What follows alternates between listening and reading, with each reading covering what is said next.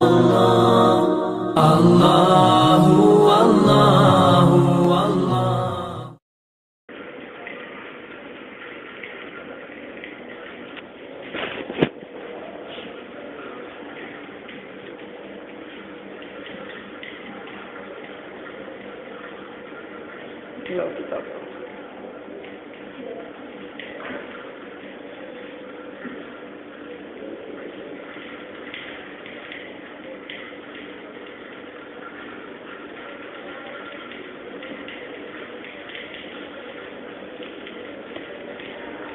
تک تم نے پڑھی ہے مرکب غیر مفید کی 3 قسمیں۔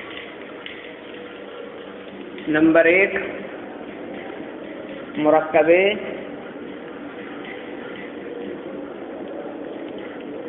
اضافی۔ نمبر 2 کون سی پڑھی ہے؟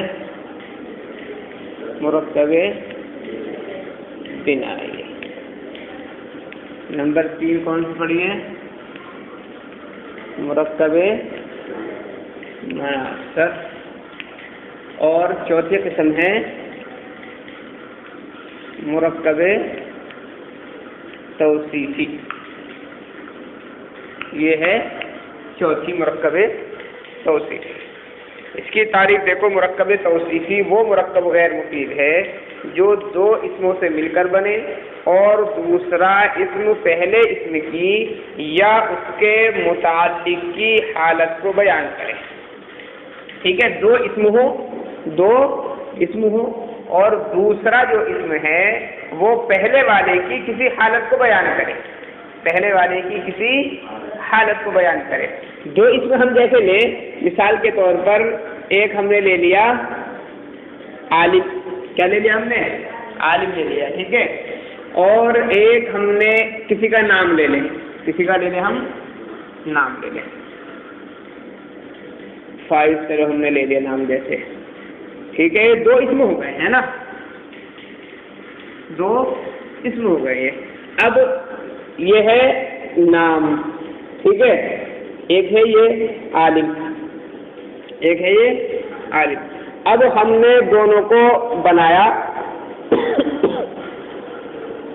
فائز العالم، فائز العالم، عالم فائز، عالم فائز۔ تو یہ جو دوسرا لفظ ہے العالم، اس نے فائز کی حالت کو بیان کیا ہے کہ فائز جو ہے وہ والا مراد ہے جو عالم ہے، وہ مراد نہیں ہے جو عالم نہیں ہے۔ بھائی دونوں ہو سکتے ہیں، بستی کے اندر بہت سارے فائز ہو سکتے ہیں، مدرسے کے اندر ہمارے جیسے ہیں، لیکن ایک فائز وہ ہے جو درجہ ناظرہ پڑھ رہا ہے، ایک وہ ہے جو درجہ اول پڑھ رہا ہے، مولوث پڑھ رہا ہے۔ تو کون سا عالم مراد ہے یہ پتہ نہیں تھا، پہلے خالی ہم نے جب فائز بولا، ہم نے بولا خالی فائز، اب کون سا فائز ہے یہ تو پتہ نہیں لگ رہا، ہم نے اس میں لگا دیا العالم، وہ فائز جو عالم ہے، یا ہم نے اس کے بعد لگا دیا الحافظ، وہ فائز جو حافظ ہے، وہ جو حافظ ہے۔ تو یہ 2 اسم ہو گئے، ٹھیک ہے۔ یا ایسے ہی الرجل، جو مثال انہوں نے دی ہے، الرجل العالم، عالم آدمی، عالم آدمی۔ تو اس میں 2 اسم ہو گئے، پہلا اسم یہ ہو گیا اور دوسرا اسم العالم ہو گیا۔ اور دوسرا جو اسم ہے العالم، یہ پہلے اسم کی حالت کو بیان کر رہا ہے کہ وہ آدمی مراد ہے جو عالم ہے، وہ مراد نہیں ہے جو جاہل، وہ مراد نہیں ہے جو جاہل ہے۔ اس کو کہتے ہیں مرکب توصیفی۔ کیا کہیں گے اس کو؟ مرکب توصیفی کہیں گے۔ یہ تو ہو گیا کہ پہلے لفظ کی حالت کو بیان کر رہا ہے، پہلے کلمے کی حالت کو بیان کر رہا ہے۔ انہوں نے 2 چیزیں کی ہیں، دیکھو، 2 اسموں سے مل کر بنے اور دوسرا اسم پہلے اسم کی حالت بیان کرے یا اس کے متعلق کی حالت کو بیان کرے، یا اس کے متعلق کی۔ تو یہ تو ہو گیا ڈائریکٹ الرجل کی حالت کو یہ بیان کر رہا ہے العالم، ہے نا۔ دوسرا کیا ہے؟ اس کی حالت کو تو بیان نہ کرے الرجل کی، ٹھیک ہے، الرجل کی حالت کو بیان نہ کرے، لیکن اس کا کوئی متعلق ہو، اس کا کوئی متعلق ہو، اس کی حالت کو بیان کرے، اس کی حالت کو بیان کرے، ٹھیک ہے؟ جیسے طالب عطوف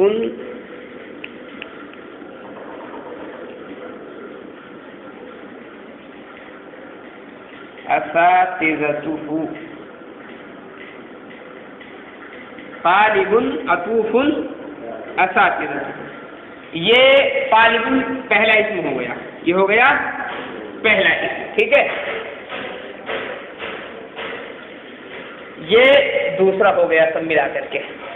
ایسا طالب کا ترجمہ کیا کریں گے ہم؟ ایسا طالب علم جس کے اساتذہ مہربان ہے۔ عطوف کا ترجمہ کیا ہوگا؟ عطوف کہتے ہیں مہربان کو، ٹھیک ہے؟ اور اساتذہ کا ترجمہ آپ جانتے ہیں استاد، کیا؟ استاد۔ تو ایسا طالب علم جس کے اساتذہ مہربان ہیں، جس کے استاد مہربان ہیں۔ یہاں پر جو ہے عطوف یہ حالت کو بیان کر رہا ہے، یہ حالت کو بیان کر رہا ہے، مگر کس کی؟ طالب علم کی حالت کو اس نے بیان کیا، طالب تو مہربان نہیں ہے۔ یہاں پہ کیا کہا؟ ایسا طالب علم جس کے اساتذہ مہربان ہیں۔ خود طالب علم مہربان ہے یا نہیں ہے اس کو تو بیان نہیں کیا انہوں نے۔ تو اگر ہم کہتے خالی طالب اور اس کے بعد ہم لگا دیں عطوف، تو یہ پہلا اسم ہو گیا، یہ دوسرا اسم ہو گیا۔ اس نے اس کی حالت کو بیان کر دیا، مہربان طالب علم۔ اس کا ترجمہ کیا کریں گے؟ طالب عطوف مہربان طالب علم۔ تو یہاں پر جو ہے دوسرا اسم یہ عطوف، یہ پہلے اسم یعنی طالب کی حالت کو بیان کر رہا ہے۔ تو یہ تو ہو گیا پہلے اسم کی حالت کو بیان کرنا۔ یہاں پر یہ جو اوپر والی مثال ہے طالب عطوف اساتذتہ، ایسا طالب علم جس کے اساتذہ مہربان، جس کے اساتذہ مہربان۔ طالب علم کی حالت کو اس نے بیان نہیں کیا، ہاں طالب علم کا جو متعلق تھا، طالب علم کا جو متعلق تھا یعنی اس کے استاد،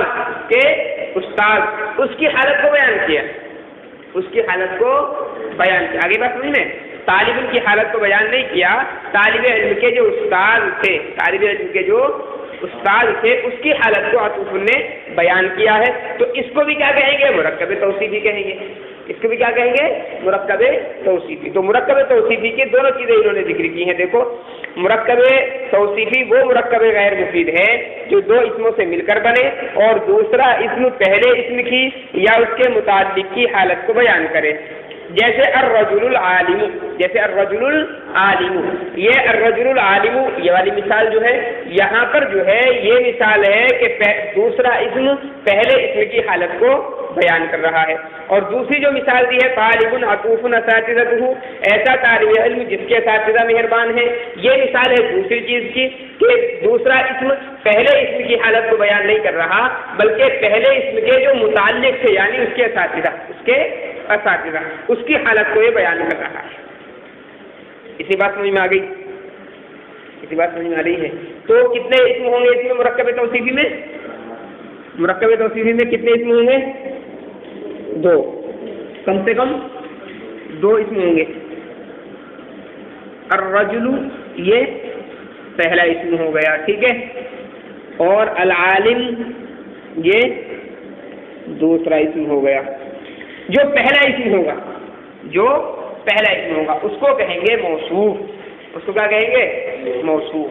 اور دوسرا جو اسم ہوگا اس کو کہیں گے صفت، اس کو کیا کہیں گے؟ صفت۔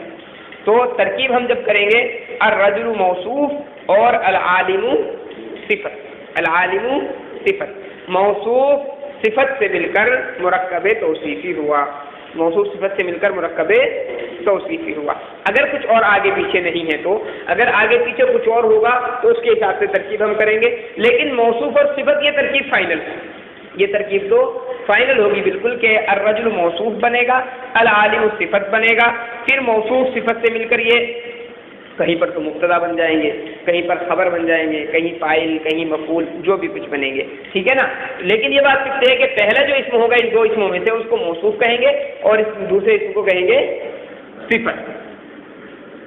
یہ ہو گیا موصوف اور یہ ہو گیا صفت. یہ جو ہے بالکل فکس ہے قاعدہ، اس میں کوئی کسی طرح کی. اب موصوف کی انہوں نے تعریف کی ہے. موصوف وہ اس میں ہے جس کی حالت بیان کی جائے، جس کی الرجل العالم، جیسے مثال کے طور پر یہ ہے عالم مرد، عالم مرد، تو حالت کس کی بیان کی جا رہی ہے؟ کس کی؟ عالم کی حالت بیان کی جا رہی ہے، الرجل کی. عالم مرد، عالم مرد کس کی حالت بیان کی جا رہی ہے؟ الرجل کی. کس کی؟ الرجل کی. تو الرجل ہو گیا موصوف، العالم ہو گیا صفت. صفت وہ ہے جس کے ذریعے سے، صفت وہ اس میں ہے جو اپنے سے پہلے اسم یا اس کے متعلق کی حالت کو بیان کرے. تو العالم یہ چونکہ الرجل کی حالت کو بیان کر رہا ہے، تو الرجل بن جائے گا موصوف اور العالم بن جائے گا صفت. کیا بن جائے گا؟ صفت. یہ اتنی بات سمجھ میں؟ معصوم اٹھا لو، کچھ چادر اٹھا لو، وہ ادھر دیکھو، وہ رکھی ہے، وہ ہاں وہی لے پیچھے کون سا رکھا ہے؟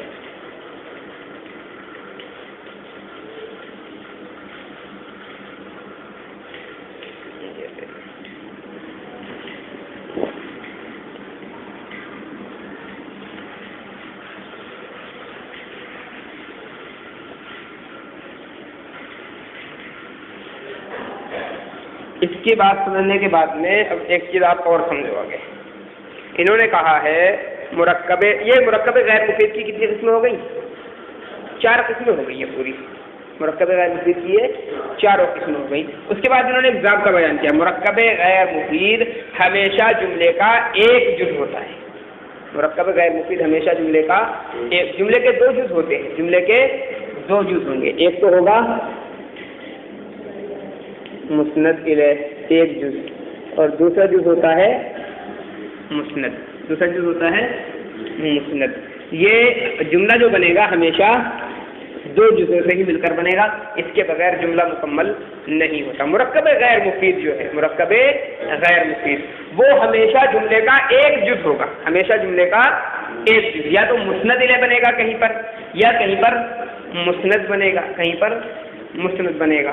اب اس کا مطلب یہ نہیں ہے کہ بس وہ، مطلب یہ ہے کہ ایک مرکب غیر مفید اگر ہے تو، ایک مرکب غیر مفید اگر ہے تو وہ ایک وقت میں ایک ہی چیز بنے گا، ایک وقت میں ایک ہی چیز بنے گا.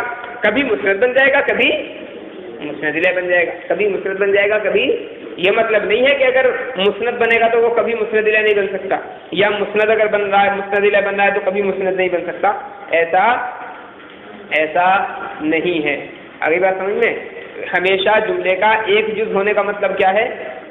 ایک وقت میں، اس وقت میں جب ہم جملے کے اندر اس کو استعمال کر رہے ہیں ایک لفظ کو، تو یا تو اس کو مسند بنائیں گے، یا اس کو بنائیں گے ہم مسند الیہ، یا اس کو بنائیں گے ہم مسند الیہ. ٹھیک ہے؟ جیسے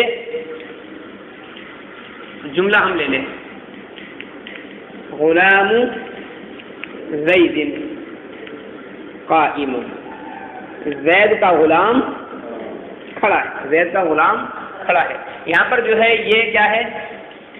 غلام زید میں کون سی ترکیب ہے؟ زید کا غلام. کون سی ترکیب ہوگی؟ مرکب اضافی. مرکب اضافی. غلام مضاف، زید مضاف الیہ. اب مضاف مضاف الیہ سے مل کر یہ جملے کا ایک جز بن جائے گا، یعنی مسند الیہ. کیا بن جائے گا؟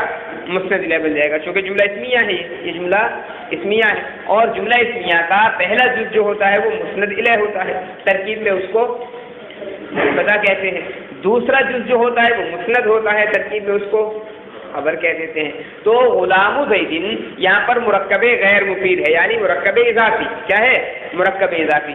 تو دونوں ملا کر کے غلام مضاف، زید مضاف الیہ، مضاف مضاف الیہ سے مل کر کے. اچھا ایک چیز اور یہاں پر یہ بات یاد رکھیں، ہم نے جو پیچھے آپ کو ترکیب کرائی تھی مرکب غیر مفید میں مرکب اضافی کی، مرکب اضافی کی، جیسے امام المسجد ہم نے کرایا تھا، امام مضاف، المسجدی مضاف الیہ، مضاف مضاف الیہ سے مل کر کیا کہا تھا ہم نے؟ مرکب اضافی ہوا. مضاف مضاف الیہ سے مل کر مرکب اضافی ہوا. اب یہاں پر جب جملے کے اندر اس کو استعمال کریں گے، جب ہم اس کو جملے کے اندر استعمال کریں گے، اب ہم یہ نہیں کہیں گے کہ غلام مضاف زید مضاف الیہ، مضاف مضاف الیہ سے مل کر مرکب اضافی ہوا. اب یہ بات نہیں کہیں گے. اب ہم ترکیب کیسے کریں گے؟ غلام مضاف زید مضاف الیہ، مضاف مضاف الیہ سے مل کر کے مبتدا، مضاف مضاف الیہ سے مل کر مبتدا اور قائم خبر، قائم خبر، مبتدا خبر سے مل کر جملہ اسمیہ خبریہ ہوا۔ بہرحال اصل تو بتانا یہاں پر یہ ہے کہ یہاں پر جو ہے دیکھو غلام زید جملے کا ایک جز بنا، یعنی مسند الیہ، مسند الیہ بنا، ٹھیک ہے۔ کہیں پر یہ ہوگا کہ مسند بن جائے گا، کیا بن جائے گا؟ مسند بن جائے گا، کہیں پر مسند بن جائے گا، جیسے محمد رسولنا، محمد صلی اللہ علیہ وسلم ہمارے رسول ہیں، ہمارے رسول ہیں، تو محمد جو ہے یہ مبتدا بن جائے گا، محمد مبتدا بن جائے گا، اور مبتدا کیا ہوتا ہے؟ مسند الیہ، مبتدا مسند الیہ ہوتا ہے۔ رسولنا یہ رسول مضاف اور نا ضمیر مضاف، نا ضمیر مضاف الیہ، مضاف مضاف الیہ سے مل کر کے یہ بن جائے گا خبر، اور خبر جو ہوتی ہے وہ مسند ہوتی ہے، کیا ہوتی ہے؟ مسند ہوتی ہے۔ تو یہاں پر جو ہے دیکھو یہ مسند بنا اور وہاں پر بنا وہ مسند الیہ، وہاں پر بنا مسند الیہ۔ ہم خالی غلام زید کو مسند اور مسند الیہ دونوں نہیں بنا سکتے، اس جملے کے اندر جو غلام زید آیا ہے اس کو مسند اور مسند الیہ دونوں نہیں ہم بنا سکتے۔ ایسے ہی یہاں پر رسولنا جو مرکب اضافی آیا ہے اس کو مسند اور مسند الیہ دونوں چیزیں ہم نہیں بنائیں گے۔ محمد مسند الیہ بن گیا تو اب رسولنا کیا بنے گا؟ مسند، کیا بنے گا؟ مسند بنے گا۔ آگے بات سمجھ میں؟ تو یہ ضابطہ انہوں نے بیان کیا ہے کہ مرکب غیر مفید ہمیشہ جملے کا ایک جز ہوتا ہے، مسند ہوگا یا مسند الیہ ہوگا، پورا جملہ نہیں ہوتا۔ جیسے غلام زید قائم، غلام زید قائم، زید کا غلام کھڑا ہے، زید کا غلام کھڑا ہے، یہ ہو گیا۔ دوسری چیز میں نے آپ کو بتائی کہ کوئی جملہ دو کلموں سے، کوئی بھی جملہ جو ہوگا وہ دو کلموں سے کم نہیں ہوگا، دو کلموں سے کم نہیں ہوگا۔ مطلب یہ کہ اس کے اندر چونکہ دو چیزیں پائی جانی چاہیے، دو چیزیں، ایک مسند الیہ اور دوسرے مسند، تو ایک کلمہ وہ ہونا چاہیے جو مسند الیہ بنے، دوسرا کلمہ وہ ہوگا جو مسند بنے، جو مسند بنے گا۔ پھر یہ دو کلمے جو ہوتی ہیں کبھی تو ایسا ہوگا کہ سامنے ہمارے موجود ہوں گے، کبھی دونوں کلمے ہمارے سامنے موجود ہوں گے، جیسے یہ ہے مثال کے طور پر یا زید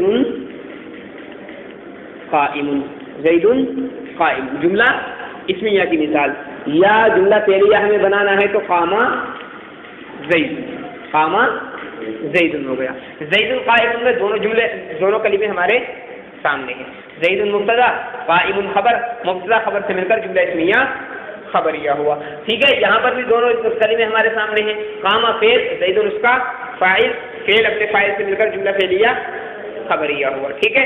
یہ تو دونوں جملے تو ہو گئے، دونوں جملوں میں دونوں کلمے ہو گئے بالکل ہمارے سامنے ظاہر عبارت میں لکھے ہوئے۔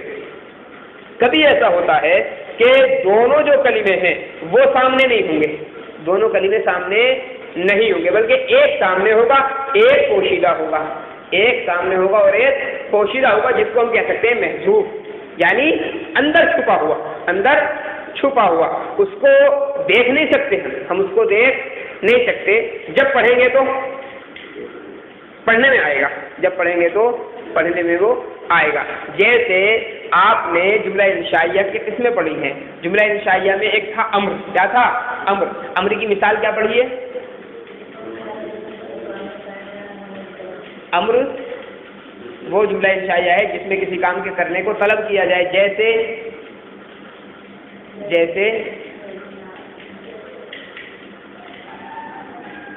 اضرب، جیسے اضرب کیا ترجمہ کیا؟ اضرب کا مانا مار، تو ایک مرد، تو ایک مرد مار، ہے نا۔ تو تو کا ترجمہ کہاں سے لائے ہم اس میں؟ ارے بات سمجھ میں، یہاں پر ہے تو ایک، اضرب صرف ایک کلمہ ہے، یہ ہے ایک، لیکن ایک نہیں، اصل میں دو ہے، اس کے اندر ایک چھپا ہوا ہے، ایک چھپا ہوا، اس کی اصل ہے اضرب انت، اضرب انت کا ترجمہ ہے تو، انت کا ترجمہ ہے تو، اور اضرب کا ترجمہ ہے مار، اضرب کا ترجمہ ہے مار۔ تو یہ جو انت ہے یہ والا، یہ ذرا پردے والا ہے، تو پردہ کرنے کی وجہ سے اس کے اندر چھپ جاتا ہے، سمجھ گئے؟ یہ جو انت ہے یہ کہاں چھپا ہوا ہوتا ہے؟